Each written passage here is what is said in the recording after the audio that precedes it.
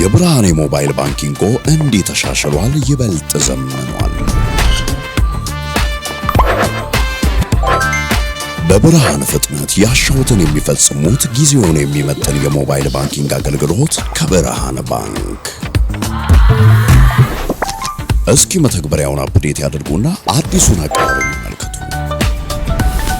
የሚፈልጉትን በሙሉ በፍጥነት በቀላሉ ወዲያውኑ ገንዘብ ወደ አካውንት እንዲሁም ወደ ዋሌት መላክ፣ ክፍያዎችን መፈጸም፣ የአየር ሰዓት መሙላት፣ ስቴትመንት ማውጣት፣ ቀሪ ሂሳብ መጠየቅና ሌላም ሁሉንም በቀላሉ።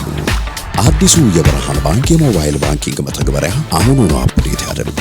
ብርሃን ባንክ እንደ ስማችን ብርሃን ነው ስራችን። ተመልሰናል አድማጮቻችን። አራፊም ላይ ትገኛላችሁ። ፕሮግራም ፉትቦል ካፌ ነው። ሌላኛውን ጉዳይ እንመልከት። የብራዚልን እግር ኳስ እናንሳ። ብራዚልም ከዚህ ዓለም ዋንጫ የተሰናበተች ሌላ ትልቅ ሀገር ናት። እግር ኳስ ወዴት እየሄደ ነው የሚለውን ጉዳይ እናንሳ። ልክ ነው። የብራዚል ብሔራዊ ቡድን አሁን ከ1990 የጣሊያን የዓለም ዋንጫ በኋላ በጣም አነስተኛውን የዓለም ዋንጫ ጉዞ የተጓዘበት ነው። ከ2002 በኋላ የዓለም ዋንጫን አላሸነፈም፣ ፍጻሜም አልደረሰም። 2006 2010 2014 2018 2022 2026 በሁሉም አጋጣሚዎች በአውሮፓ ቡድኖች እየተሸነፈ ነው ከውድድር ውጪ የሆነው። ግን ቢያንስ ሩብ ፍጻሜ ይደርሱ ነበር ከዚህኛው የዓለም ዋንጫ በፊት። አሁን ከሩብ ፍጻሜ ውጪ ሆነው ጉዟቸው መጨረሻዎቹ 16 ቡድኖች ላይ ተገጥቷል። ስለዚህ ውጤታማ መሆን አለመቻላቸው አዲስ ነገር አይደለም። እየተለማመድ ነው ያለነው ብቻ ሳይሆን ቢያንስ ለ28 የዓለም ዋንጫ ለ28 ዓመት የዓለም ዋንጫን ሳያሸንፉ ይቆያሉ ማለት ነው። የሚቀጥለው የዓለም ዋንጫ የሚደረገው በ2030 ነው። የመጨረሻውን ውድድር ያሸነፉት በ2002 ነው። ስለዚህ በሁለቱ ውድድሮች መካከል የ28 ዓመት የእድሜ ወይም የዓመት ወይም የዘመን ርቀት አለ። ካሸነፉ ነው እንግዲህ ከዛም በላይ ሊቆይ ይችላል ማለት ነው። ከ30 ዓመት በላይ ሊሆን ይችላል። ደግሞ የሳውዲው የ2034 የዓለም ዋንጫ ሊጠበቅ ይችላል። አሁን ባለው ምልክት የብራዚል ብሔራዊ ቡድን የሚቀጥለውን የዓለም ዋንጫ ያሸንፋል ብሎ ለመገመትም ያስቸግራል። በእርግጥ 4 ዓመት ብዙ ነው፣ ብዙ ነገር ይለወጣል በ4 ዓመት ውስጥ። ውጤታማ አለመሆናቸው ብዙ የሚያስገርም አይደለም። በብሔራዊ ቡድናቸው ደረጃ ጠቅላይ በየትኛውም ውድድር ላለፉት 7 ዓመታት ምንም አይነት ዋንጫ አላሸነፈም። በዓለም ዋንጫ ደግሞ ለ28 ዓመት ዋንጫውን አያሸንፍም። ግን ደግሞ በዛው ልክ ውበቱንም አጣ። አሁን የብራዚል ብሔራዊ ቡድን በጣም ውስን ከሆኑት ቡድኖች መካከል አንደኛው ነው። ውጤትንም ውበትንም ማጣመር ከቻሉ ቡድኖች መካከል አንደኛው ነው። 58ም 62ም 70ም በተለይ መጀመሪያዎቹን 3 የዓለም ዋንጫዎች ባሸነፉበት ጊዜ የብራዚል ብሔራዊ ቡድን ሁለቱንም መደባለቅ የቻለ በመሆኑ ምክንያት ነው። ይሄ ማለት ፊዚካሊቲ አልነበረውም፣ ውበት ብቻ ነበር ማለት አይደለም። ግራውንድ ብሬኪንግ የሚባሉ ካቲንግ ኤጅ ዘመኑን የቀደሙ የሚመስሉ የፎርሜሽን፣ የአካል ዝግጅት፣ የቴክኖሎጂ አጠቃቀም፣ የተለያዩ ግብአቶች ነበሩት። ያ ቡድን ውበት ብቻ የነበረው አይደለም፣ ግን ሲጫወት የተዋበ ተመልካቾችን የሚማርክ አይነት እግር ኳስ በመጫወት ዝና የነበረው ነው። ያንን ቡድን ለማየት እድል የነበረንም ባይሆን እና አሁን በዚህኛው ዘመን ሆነን የ1962ን የፍጻሜ ጨዋታ ስታይ ተመሳሳይ ኢንቴንሲቲ ስላልሆነ ያለው በኩል ስሜት ለመማረክ ያስቸግራል። ግን በዚህ የሚደነቅ ቡድን ነበር እና 7 ቃላት አሉ፣ 7 ፊደሎች አሉ የብራዚልን ፉትቦል የሚገልጹ። ፉትቦል እንላለን በእንግሊዝኛ FOOTBALL። እሱን ሳይሆን እነሱ የሚሉት FUTEBOL ፉትቦል ነው ሁለቱም፣ ግን ያኛው በፖርቱጊዝ ነው የሚጻፈው። 7 ፊደላት ያሉት ነው። ግን 7 ፊደላት ብቻ ሳይሆን የብራዚል የእግር ኳስ አረዳድ የጽንሰ ሀሳብ መግለጫ ኃይለኛ 7 ቃላት ናቸው። የመኖር ጥበብ አይነት አድርገው ነው የሚያዩት ውብ እግር ኳስን መጫወት። ብዙ ጊዜ እንዳነሳ ነውም ጆጋ ቦኒቶ ወይም ውብ ጨዋታ ብለው ነው ብራዚሎች የራሳቸውን እግር ኳስ የሚጠሩት። አሁን የእግር ኳስ ናሽናል አይደንቲቲ በየጊዜው እየጠፋ እንደሆነ አውቃለሁ።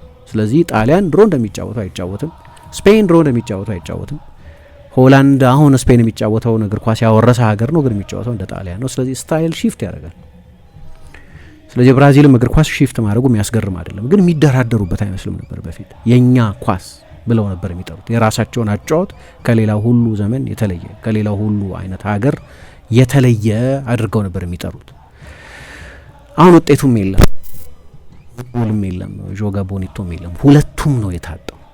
የሆነ ጊዜ አንዱን ትተው ዋንጫ ያሸነፉበት ጊዜ ነበር 94 እና 2002። አዎ በቃ አሁን አንዱን መምረጥ አለብን ምክንያቱም ውብ እግር ኳስ መስራት አቁሟል የሚል አናሊሲስ ላይ የደረሱበት ጊዜ ነበር። ግን ፉትቦል ኤፍዩቲ በፉትቦል ተተክቷል። ኤፍ ደብሎ እንደ ሌላው ዓለም ፉትቦል ሆኗል። ብራዚል ልዩ የሚያደርግ ነገር የለም። የብራዚል እግር ኳስ ውስጥ ምንድነው የነሱ እንደሚሉት የኮፓ ካባና አሸዋ ሽታ የለውም። የባህር ዳርቻ እግር ኳስ ሽታ የለውም። የሪዮን ፀሐይ አይነት ሙቀት የለውም ይላሉ። ኮፓ ካባና ሲምቦሊክ ሪፕሬዘንቴሽን። የብራዚል እንደዚህ አይነት ቴክኒካዊ ተጫዋቾችን የምታፈራበት ዋናው ምክንያት ተጫዋቾቹ በአሸዋማ ሜዳ ስለሚጫወቱ፣ አውሮፓዎቹ ደግሞ በተወሰነ ኮንፋይንድ በሆነ በዝግ ቦታ ስለሆነ የሚጫወቱት ይለያል። የብራዚሎቹ ቴክኒክ እንደ ሌላው አይነት አይደለም። ስለዚህ የብራዚል እግር ኳስ የኮፓ ካባና ሽታ አለው። የአሸዋው ሽታ ይታይ ያውዳል ይባላል። ወይ ደግሞ በቃ ኤክስፕሬሽኒስት ስለሆነ ራሳቸውን የሚገልጹ በመሆናቸው ምክንያት ውብ በመሆኑ ምክንያት ልክ እንደ ሌላው ዓለም በታክቲካዊ እዝ የተያዘ ባለመሆኑ ምክንያት ልክ እንደ ሪዮ ፀሐይ የሚሞቅ ነው ይባል ነበር። የለም እሱ አንዱም ተጫዋች ይህንን መወከል አይችልም ከኔይማር በስተቀር። እንደዛ አይነት እንደ ክላሲክ የብራዚል ተጫዋቾች አይነት አይደለም። ያ የለውም፣ ያ ጣዕም የለውም። ግን መለወጥ የጀመረው መቼ ነው፣ እንዴት እዚህ ደረሰን የሚለው ግን ወሳኝ ነው። ከዚህ በፊት አንድ ረጅም የ1 ሰዓት ፕሮግራም እንደሰራን አስታውሳለሁ። እነሱን አልደግምም፣ ግን ሌሎች ምሳሌዎች ግን ማንሳት ፈልጋለሁ። ምክንያቱም ውስብስብና ረጅም ፕሮሰስ ነው ብራዚል አሁን የደረሰችበት ቦታ ላይ እንድትደርስበት ያደረጋት። ምናልባት ልበለው ኦሪጂናል ሲን የውርስ ኃጢአት የ1980ዎቹ የብራዚል ብሔራዊ ቡድን ጉዞ ይመስላል። ቴሌ ሳንታና የሚባሉ እኔ በጣም ማደንቀው አብይ ተክለማርያም አንድ ጊዜ ለኢንተር ጋዜጣ ድሪም ቲም ሲሰራ ቴሌ ሳንታና ነበር አሰልጣኝ ብሎ የመረጠው እና እሳቸው ነበሩ አሰልጣኝ የነበሩት። እንግዲህ የብራዚል ብሔራዊ ቡድን ከ1958 እስከ 1970 ባሉት 4 የዓለም ዋንጫዎች 3ቱን አሸነፈ። ፔሌን የሆነው በዛ 3 የዓለም ዋንጫ ላይ በነበረው ተሳትፎ ምክንያት ነው። በተለይ በ58ና በ70 የዓለም ዋንጫ ላይ 62 እንኳን አልነበርም። ከሁለቱ የምድብ ጨዋታ በኋላ አልተጫወተም። ግን ቴሌ ሳንታና የሚባሉ አሰልጣኝ ተረከቡ እና አዲስ የዦጋ ቦኒቶ ውልደት ሆነ፣ የውብ አጫወት ውልደት ሆነ እና ያ ቡድን ዚኮ ነበረው፣ ሶቅራተስ ነበረው፣ ካሬካ ነበረው፣ ፋልካኦ ነበረው። እንዲህ አይነት አስደናቂ ተጫዋቾች ነበሩት እና በ82ቱ የስፔን የዓለም ዋንጫ በ86ቱ የሜክሲኮ የዓለም ዋንጫ ዋንጫውን ካሸነፉት ከጣሊያንም ሚሆን ከማራዶና አርጀንቲና በላይ ውቡን እግር ኳስ የተጫወተው ቡድን ያ ቡድን ግን ወደቀ እና ብራዚል የአቅጣጫ ለውጥ አደረገች። ከዛ ከ86ቱ የዓለም ዋንጫ በኋላ እሱም ፕሮሰስ እናነሳለን። የብራዚልን ጉዳይ ያነሳ እንገኛለን። አሁን ምሳ የ80ዎቹ ላይ በተለይ ደግሞ 1982 እና 1986 የነበሩት ሁለቱ የቴሌ ሳንታና የዓለም ዋንጫ ላይ ይዘዋቸው የመጧቸው ቡድኖች ስኬታማ ሳይሆኑ ከቀሩ በኋላ ነው ብራዚል እንደገና ወደ ነፍስ ምርመራ ገባች፣ ወደ ሶል ሰርቺንግ ገባች። እንዴት እንጫወት ከዚህ በኋላ ወደሚል እንደገና የሀገሪቱን የእግር ኳስ አካሄድ ወደ ማሰብ ወደ መቀየር የገባች። 1982 የዓለም ዋንጫ ላይ ወደ ውድድሩ ሲመጡ የነበረው ግምት በጣም ከፍተኛ ነበር። ምክንያቱም የማጣሪያውን እያንዳንዱን ጨዋታ ማሸነፋቸው ብቻ ሳይሆን የላቲን አሜሪካ ዞንን ማሸነፍ በጣም አስቸጋሪ ነው። ማራቶን ይባላል፣ ረጅም ነው። በጣም በአስቸጋሪ የአየር ጠባይ ከረጃጅም በረራዎች በኋላ በአስቸጋሪ ሜዳዎች የሚደረጉ ጨዋታዎች ያሉበት ስለሆነ ያንን ሁሉንም ጨዋታ አሸንፈው መጡ። ከዛ ስፔንን አሸንፉ። አስተናጋጅ ሀገር ነች ስፔን። ወደ ውድድሩ ከመምጣታቸው በፊት በነበረ የወዳጅነት ጨዋታ ምዕራብ ጀርመንን አሸነፉ። ምዕራብ ጀርመን ደግሞ በጊዜው የአውሮፓ ሻምፒዮን ነበር። ምዕራብ ጀርመንን 2 ጊዜ ነበር ያሸነፉት እና በጣም ብዙ ሰዎች እነ ፔሌ፣ እነ ክሎዶልዳው፣ እነ ጃይርዚኖ ከነበሩበት የ1970 የብራዚል ቡድን የበለጠ ነው ይሄኛው ቡድን የሚል አስተያየት ይሰጡበት የነበረ አይነት ቡድን ነው። የሚጫወተው እግር ኳስም በጣም የተለየ ነው። ገናና ስሞችም ነበሩበት። ዚኮ በጊዜው የዓለም ምርጥ ተጫዋች ይባል ነበር 1982 የዓለም ዋንጫ ቢደረግ በነበረበት ጊዜ። ምክንያቱም ድህረ ፔሌ ዘመን ላይ ነው ያለ ነው። እነ ቤከንባወር እየጨረሱ ነው። ማራዶና ገና በጣም ወጣት ነበር 82 የዓለም ዋንጫ ላይ። እንዲያውም ከዛው ከብራዚል ጋር በነበረ ጨዋታ ነው በቀይ የወጣው ሂኮን ላይ በተደረገ ጨዋታ ማለት ነው። ስለዚህ ገና ነበር። የዓለም ትልቁ ስታር መሆን አልጀመረም። ምናልባት ተነጻጻሪ ሊባል የሚችለው ያኔ ሚሼል ፕላቲኒ ሊሆን ይችላል። ዩቬንቱስ ውስጥ በጣም አስደናቂ ስለነበር ዚኮን ግን በብዙ ሰው እምነት የዓለም ምርጡ ተጫዋች ነበር የሚል አድናቆት እየተሰጠው ነው ወደዛ ውድድር የመጣው። ችግሩ ያኔ የባሎንዶር ሽልማት ለላቲን አሜሪካ ተጫዋቾች አይሰጥም። ባሎንዶር ማራዶና አሸንፎ አያውቅም፣ ፔሌ አሸንፎ አያውቅም። ለአውሮፓውያን ተጫዋቾች ብቻ ነበር ሽልማቱ ይሰጥ የነበረው። ካልተሳሳት ጆርጅ ዌያ ነው የመጀመሪያው አውሮፓ ያልሆነ ተጫዋች የባሎንዶር ሽልማትን ያሸነፈ ተጫዋች። ስለዚህ የባሎንዶር ሁልጊዜ የአውሮፓ ምርጡን ተጫዋች የመምረጥ ሽልማት ነው የነበረው ለረጅም ጊዜ።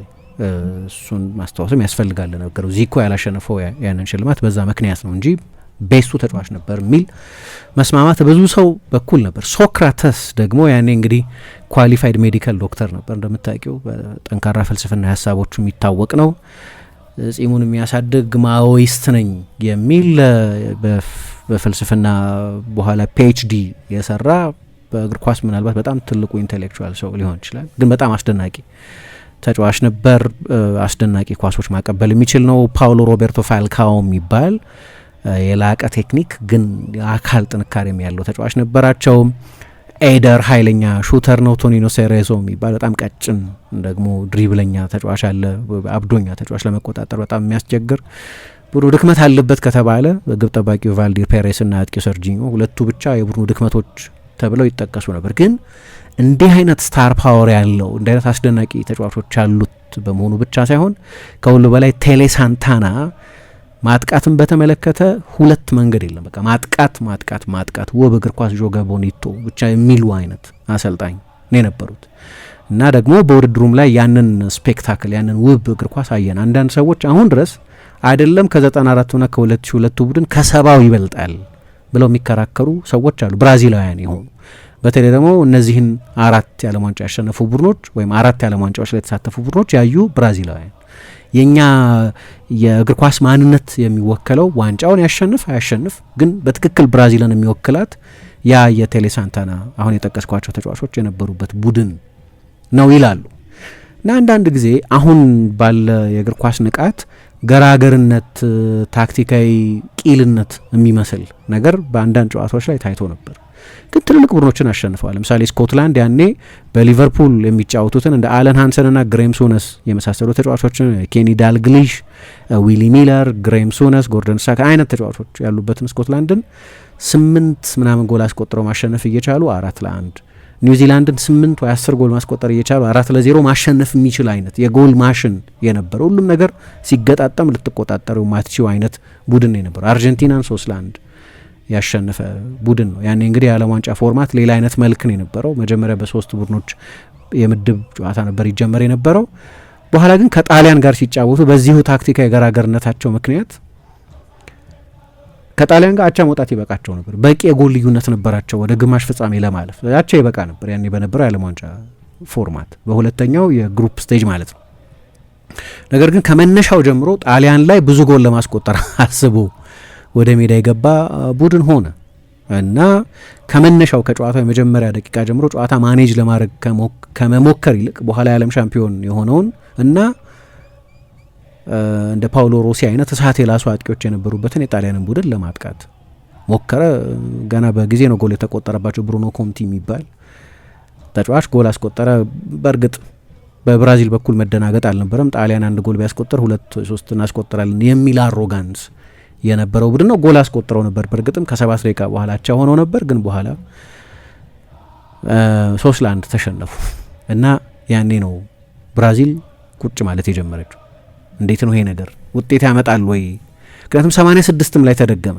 1986ም ላይ የዛ ቡድን ታናሽ ወንድም ነው የሚሉት እንደ 82ቱ ቡድን ኤክሰፕሽናል አልነበረም። ምክንያቱም አሁን ቅድም የጠቀስኳቸው ተጫዋቾች ከ4 ዓመት በኋላ ተመሳሳይ ደረጃ ላይ ስላልነበሩ እና ሳይሆንላቸው ቀር አይ ቲንክ በፈረንሳይ መሰለኝ በነ ሚሼል ፕላቲኒ ፈረንሳይ የተሸነፉት 86 ላይ ደግሞ እና ደብል ፌለር ሆነ።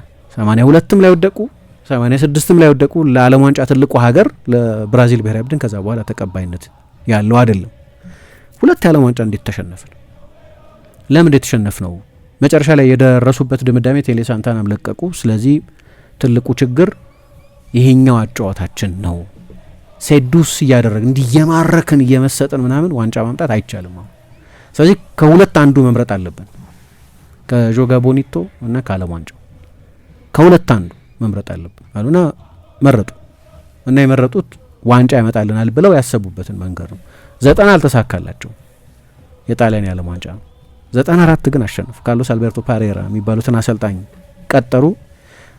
በጣም ፕራግማቲክ የሆነ ፒውሪስት ያልሆነ ልክ ውብ እግር ኳስ ለመጫወት የማይሞክር አስደናቂ ግለሰቦች እንደ ሮማሪዮ፣ ቤቤቶ አይነት ተጫዋቾች የነበሩትን ቡድን ቢሆን እንደሚታወቀው በጥብቅ መከላከል እንደ ዱንጋ ባሉ አይነት የቡድኑ መሪዎች ነው። የዛ ቡድን አንድ ወካይ ሰው ፈልጊ ብትባይ ምናልባት ዱንጋ ሊሆን ይችላል የምትጠቅሽው። ፍጻሜም ላይ በዓለም ዋንጫ ታሪክ ብቸኛው 0-0 ያለቀው ፋይናል የ1994 የዓለም ዋንጫ ፋይናል ከጣሊያን ጋር የተደረገው እና በኋላ ጣሊያንን በመለያ ምቶች ያሸነፉበት ውድድር ነው። አሁን ያ ሰባው ላይ ያሸነፈው ትሪካምፔዮ የሚባለው ሶስተኛውን የዓለም ዋንጫ ያሸነፈው ቡድናቸውና 94 ላይ የዓለም ዋንጫ ያሸነፈው ቡድናቸው መሀል የ24 ዓመት ርቀትና ደግሞ የማይቆጠር የስታይል ልዩነት የነበረው ነው። የዘመኑ ርቀት ይቆጠራል 24 ዓመት ግን የስታይሉ ልዩነት ግን የማይቆጠር ኤዮን ረጅም ነው።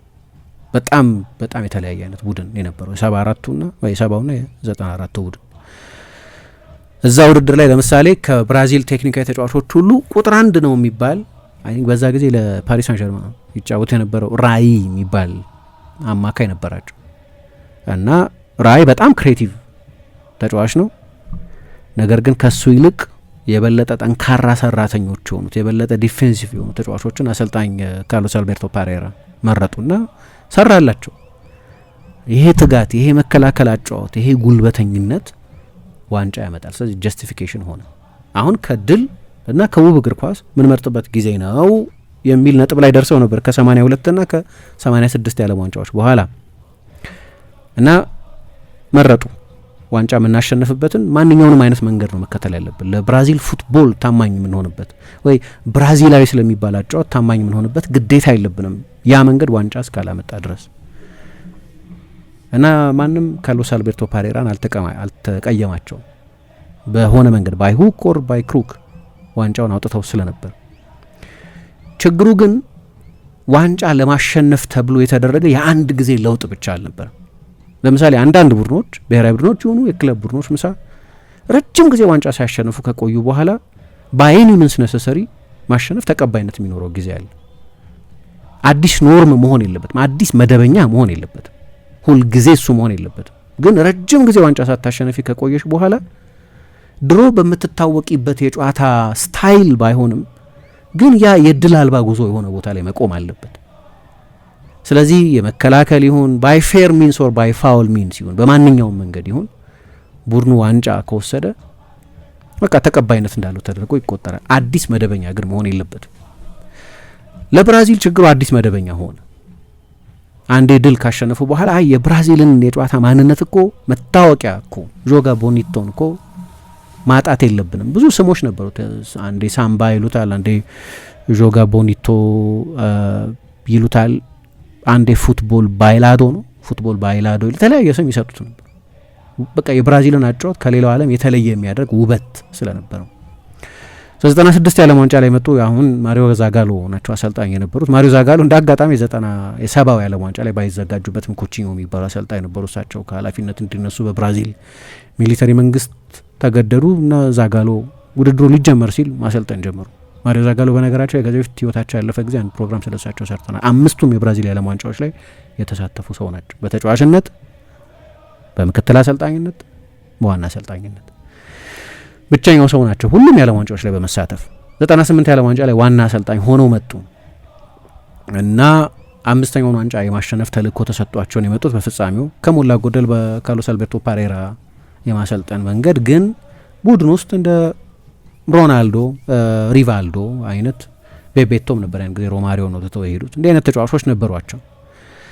አልተሳካም። ፈረንሳይ 3-0 አሸነፈቻቸውና ሌላ ፕራግማቲክ አሰልጣኝ፣ ሌላ የበለጠ ዲፌንሲቭ የሆኑ አሰልጣኝ ከካርሎስ አልቤርቶ ፓሬራ ጋር የሚመሳሰሉትን ፊሊፓኦ እነሱ የሚሏቸው ትልቁ ፊሊፕ የሚሏቸውን ሉዊስ ፌሊፔ ስኮላሪን አሰልጣኝ አድርገው ወደ ኮሪያ ጃፓን የዓለም ዋንጫ ሄዱ እና ያ ቡድን 3ቱ አሮች ወይም 4ቱ አሮች ልበለው ሮቤርቶ ካርሎስን የምንጨምር ከሆነ ግን ቢያንስ ከፊት ያሉትን የማጥቃት ተጫዋቾች ለመጥቀስ 3ቱ አሮች ይባላል። ሪቫልዶ፣ ሮናልዲኞ፣ ሮናልዶ የነበሩበት ቡድን።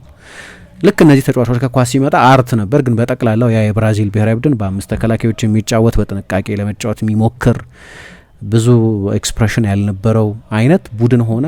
ሰዎች ያስታውሱታል በግለሰቦቹ የማጥቃት አጨዋወት ምክንያት ሮናልዶ 8 ጎሎች ያስቆጠረበት ሪቫልዶ 5 ጎል ያስቆጠረው ግን አንዳንድ እንደው አስታውሳለሁ ቤልጂየም ላይ ያስቆጠረው ጎል እንግሊዝ ላይ ያስቆጠረው ጎል ውብ ጎሎች ያስቆጠረው በጣም አስደናቂ ነበር። ያኔ መለያ ፊት ላይ ሸፍኖ ደስታ መግለጽ በፊፋ አልተከለከለም ነበር። ከዛ በኋላ ነው አዲስ ህግ ያወጣው መለያ ማውለቅ ያስቀጣል፣ ቢጫ ያሰጣል የሚል ህግ ያወጣው ያኔ ነው።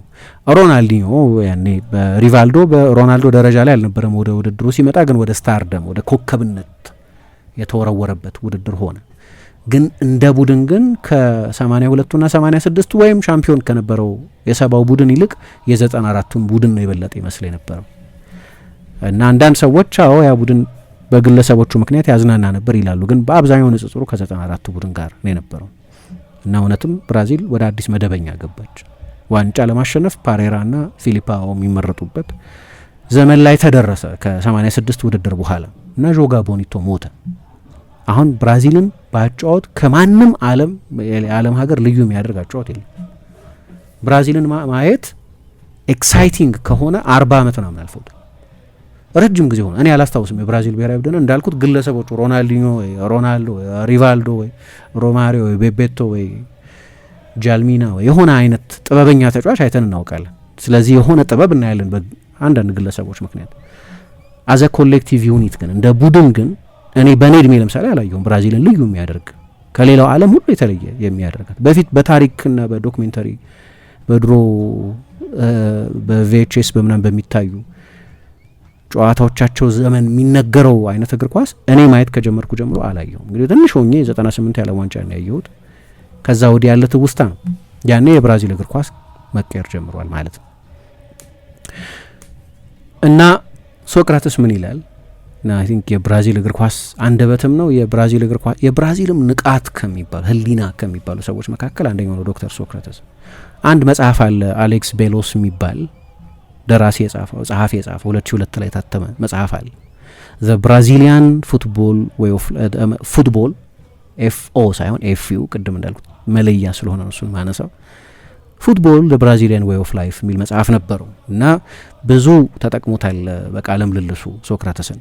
ብራዚል ተቀይራለች ይላል መጀመሪያ። ለምን የብራዚል እግር ኳስ የድሮውን አይነት ማራኪነት የገለልተኛ ተመልካቾች ሁሉ ምርጫ ያደረገውን አጫውት ለምን አጣው የሚለውን በተመለከተ እዚህ አሁን በጠቀስኩት መጽሐፍ ላይ ሲናገር ብራዚል ተቀይራለች፣ የበለጠ ከተሜ ሆናለች የሚል አስተያየት ሰጠና አሁን በሌሎች ሀገራት እንደሚባለው አዲስ አበባም በሌሎችም ከተሞች እንደሚባለው ልጆች እግር ኳስ የሚጫወቱባቸው ጎዳናዎች ጠፉ እና በነዛ ቦታዎች ላይ አርባናይዜሽን ከተሜነት የከተማ መስፋፋት እየመጣ ስለነበር እነዛ ፋቬላ የሚባሉት ልጆች ባልተገደበ ስፍራ የሚጫወቱበት በነጻነት የሚጫወቱበት የመንገድ ላይ እግር ኳስ ወይም ስትሪት ፉትቦል የሚጫወቱባቸው ቦታዎች ጠፉ።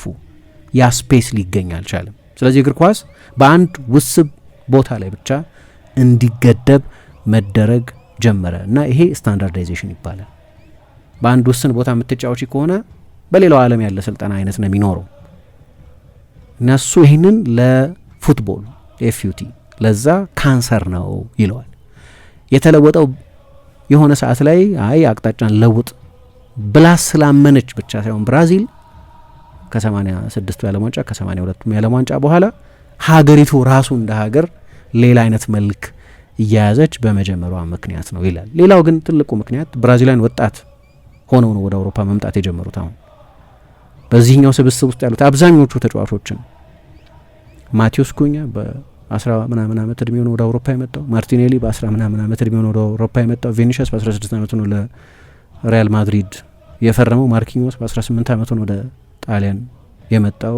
ጋብርኤል በ10ዎቹ መጨረሻ ነው ወደ በሙሉ ስብስቡን ስታዩ ከብራዚል ወደ አውሮፓ የሚመጡበት እድሜ ጌማቸው አጫዋታቸው ሪሞዴል የሚደረግበት እንደ ማንኛውም አውሮፓ ተጫዋች የሚጫወቱበት አይነት ሆነ። ኮቺንጉም በአውሮፓ ያለው አይነት ስልጠና ሆነ እና በብራዚል ሊግ አሁን ብዙዎቹን ተጫዋቾች አያውቋቸውም። እነዚህን ተጫዋቾች ኤንድሪክ በ16 ዓመቱ ነው ለሪያል ማድሪድ የፈረመው፣ ለ18 ዓመቱ ነው ወደ አውሮፓ የመጣው። በፊት ደግሞ አሁን እነሱ ኤስኮሊኛስ የሚሉት ትምህርት ቤቶች በአብዛኛው ፉትሳል ትምህርት ቤቶች አሉ እና እዚሁ መጽሐፍ ላይ ምን ይላል ሶክራተስ? እነዚህ ትምህርት ቤቶች ውስጥ የሚያሰለጥኑትም ሰዎች ወይም ኤስኮሊናስ የሚባሉትን የእግር ኳስ ትምህርት ቤቶች የሚያሰለጥኑት ሰዎች ለማሰልጠን ወጣት ተጫዋቾችን ለማሰልጠን በሆነ የጨዋታ ስልት ለመቅረጽ የሚሆን ኳሊፊኬሽን የላቸው፣ እውቀት የላቸው እና መምህሩ ከተማሪው ካነሰ እውቀቱ ጥሩ ተማሪ ማፍራት አይችልም። እንደዛ መሆን ጀመረ ይላል እና እሱ አንድ አገላለጽ አለ የብራዚልን እግር ኳስ በተመለከተ። ተጫዋቾች የምናፈራበት ሁኔታ ቢሮክራቲክ ሆነ፣ አንድ ማኑዋል አለ፣ ኢንዲቪጁዋል ኤክስፕሬሽን የለም፣ ተጫዋቾች እንደፈለጉ አይጫወቱም፣ የእነዚህ ሁሉ ድምር ውጤት ነው ይላል። የሚገርመው ይሄ መጽሐፍ የተጻፈው 2002 ላይ ነው። አሌክስ ቤሎስ የጻፈው መጽሐፍ ላይ በፒዲኤፍ ይገኛል። በጣም አሪፍ መጽሐፍ ነው። ስለ ብራዚል ፉትቦል የተጻፈ መጽሐፍ ነው። ፉትቦል ደ ብራዚሊያን ዌይ ኦፍ ላይፍ የሚል መጽሐፍ። በዛ ጊዜ ነው የሚተቸው ሶክራተስ። ለመተቸት የሚመች ጊዜ አይደለም ያኔ። ብራዚል 94 የዓለም ዋንጫ ሻምፒዮን ናቸው፣ 98 ፋይናሊስት ናቸው፣ 2002 ላይ ሻምፒዮን ናቸው። ሊመጣ ያለውን ነገር ግን አይቷል ሶክራተስ። ወዴት አይነት አቅጣጫ ወደ ምን አይነት አዝማሚያ መያዝ እንደጀመረ አይቷል። ምክንያቱም ምን አለ፣ ወዳጆች የዓለም ዋንጫ በ4 ዓመት አንዴ ነው የሚመጣው። የዓለም ዋንጫን የማሸነፍ ዋስትና ያለው አንድ ቡድን የለም። የውጤት ዋስትና ያለው ውጤቱን አገኛለሁ ብሎ ተማምኖ መጀመር የሚችል አንድ ቡድን በታሪክም አልነበረም፣ አይኖርም። ቶርናመንት ነው፣ ጥሎ ማለፍ ነው፣ ብዙ ነገር ይፈጠራል ውድድር ላይ። ስለዚህ እንደምታሸንፉት በማታውቁት ውድድር ላይ ባህላችሁን አትጡት፣ ከዓለም ሁሉ የተለየ የሚያደርጋችሁን ነገር አትጡት። እሱ ማጣት የለባችሁ። ያኔ እያሸነፉ ፍጻሜ እየደረሱ ከ3 የዓለም ዋንጫ 2ቱን አሸነፉ፣ አንደኛው ፍጻሜ ላይ ደርሰው ማን ያውቃል ያ የሮናልዶ የ98 የዓለም ዋንጫ ትልቅ ድራማ ባይኖር ኖሮ፣ ሮናልዶ ባይወድቅ ኖሮ፣ ያ ኮንቨርዥን ባይገጥመው ኖሮ፣ ወይ ናይኪ ያስገድዶ ባይጫወተው ኖሮ። ናይኪን ያጫወተው ብዙ ሴራ አለው እንደሚታወቀው። 98 ያለው ሮናልዶ ለምን ተጫወተ የሚለው አይታወቅም እስካሁን። ወይም እውነተኛውን ታሪክ እሱ ኮንቨርዥን ነው ይላል። ራሴን ስቼ ወድቄ ነው እንደዚህ ምላሴን አውጥተውልኝ ከንትን ከሞት አፋፍ ተመልሼ ነው ይላል። እና መጫወት ነበረበት ወይ እስካሁን ድረስ ኤድሙንጆ ይጫወታል ነበር እኮ የሚለው ላይናፑ ላይ እዛ ፋይናሉ ላይ መጀመሪያ የወጣው ላይናፕ ላይ እና እውነትም ጠፋ እና ብራዚል ግለሰቦች ማፍራት አቆመች። ምሳ የሚቀጥለው አመት ላይ 2027 ነው የሚመጣው አይደል? ብራዚል ላይ ተጫዋች ባሎን ዶር ያሸንፍ በእርግጠኛ መሆን ትችላለች። አሁን 2026 ላይ ነው ያለ ነው። የዛ ተስፋ ያለው ብራዚል ላይ ተጫዋች ለጊዜው ያለ አይመስልም። ለሚቀጥለው አመት ቢያንስ ምን ማለት ነው ይሄ? ብራዚል ላይ ተጫዋች ባሎን ዶር ሲያሸንፍ ካየን 20 አመት ይሆነናል ማለት ነው። ሪካርዶ ካካ ነው ለመጨረሻ ጊዜ ባሎን ዶር ያሸነፈው 2007 ላይ። ከዛ የተቃረበው ቪኒሺየስ 2024 ላይ ቅርብ የሚባለው እሱ እና ለምሳሌ በ2024 ራሱ ቪኒሺየስ የባሎን ዶር አሸናፊ ለመሆን በጣም ተቃርቦ በነበረበት ጊዜ እሱ ብቸኛው የመጨረሻ 30 ተጫዋቾች እጩ ውስጥ በፍራንስ ፉትቦል የመጨረሻው ብቸኛው ብራዚላዊ ተጫዋች የነበረው እሱ። ባለፈው አመት ደግሞ እሱና እሱ መካተት አልነበረበትም ነው የኔ እምነት። እንዲያውም 2025 ላይ ጥሩ አመት አልነበረም። እሱና ራፊኛ ናቸው ከ30ዎቹ መካከል። አሁን የሚቀጥለው ላይ ምናልባት ቪኒሺየስ ይኖር ይሆናል፣ ግን ሌላ ተጫዋች ነው እንጂ በቃ አይደለም። ውድድሩን ሽልማቱ የሁሉም ነገር መለኪያ ነው ማለት አይደለም፣ ግን እንደዛ አይነት ልዩ አይነት ግለሰቦችን ማፍራት አቆመ። ዋንጫ ለመውሰድ ብቻ ሳይሆን ከሁሉ በላይ ደግሞ ዩኒክ የሚያደርጋቸውን አጫወት አጡት። ውጤቱማ ቆየ ከጠፋ እና በሁሉም ነገር የምናጣ እንዳንሆን ብሎ ያስጠነቀቀው ለዚህ ነው። አዎ ልክ ነው፣ የዓለም ዋንጫ ማሸነፍ ይቻል ይሆናል፣ ግን ማንም ቡድን በየ4 አመቱ በሚደረግ አንድ ውድድር በትውልድ እድለኝነት ላይ የሚወሰን ውድድር ነው። የሆነ ትውልድ ካለ ልታሸንፍ ይችላል። የሱ የውድድሩ ጋራንቲ ግን የለም። ለዛ ብለን ዋስትና ለሌለው ነገር ብለን ብራዚልን ልዩ የሚያደርጋትን ነገር እንዳናጣ ያ ፉትቦል የብራዚሊያን ስታይል የሚባለውን ሳምባ ፉትቦል የሚባለውን ወይ ጆጋ ባይናርዶ የሚባለውን ወይ ጆጋ ቦኒቶ የሚባለውን ከሁለቱም ያጣን እንዳንሆን ፈራለሁ። ከ24 ዓመት በፊት ነው ያለው እና ታላቅ አሳቢ የሚያደርገው የኮረንቲያን ዴሞክራሲ መሪ ነው። እንደምታውቀው ልዩ ነው ሶክራተስ። ዝም ብሎ ትልቅ ኢንቴሌክቹዋል አሳቢ ነው እና እንደዛ ሆነ።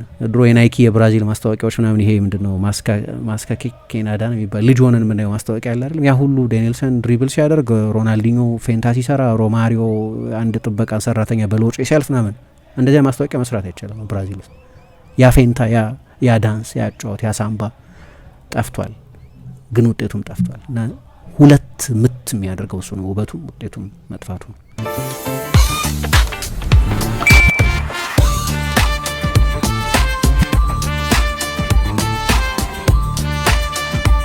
የብርሃን የሞባይል ባንኪንጎ እንዲህ ተሻሽሏል፣ ይበልጥ ዘመኗል። በብርሃን ፍጥነት ያሻውትን የሚፈጽሙት ጊዜውን የሚመጥን የሞባይል ባንኪንግ አገልግሎት ከብርሃን ባንክ። እስኪ መተግበሪያውን አፕዴት ያድርጉና አዲሱን አቀራረብ ይመልከቱ። የሚፈልጉትን በሙሉ በፍጥነት በቀላሉ ወዲያውኑ ገንዘብ ወደ አካውንት እንዲሁም ወደ ዋሌት መላክ፣ ክፍያዎችን መፈጸም፣ የአየር ሰዓት መሙላት፣ ስቴትመንት ማውጣት፣ ቀሪ ሂሳብ መጠየቅና ሌላም ሁሉንም በቀላሉ። አዲሱ የብርሃን ባንክ የሞባይል ባንኪንግ መተግበሪያ አሁኑኑ አፕዴት ያድርጉ። ብርሃን ባንክ እንደ ስማችን ብርሃን ነው ስራችን።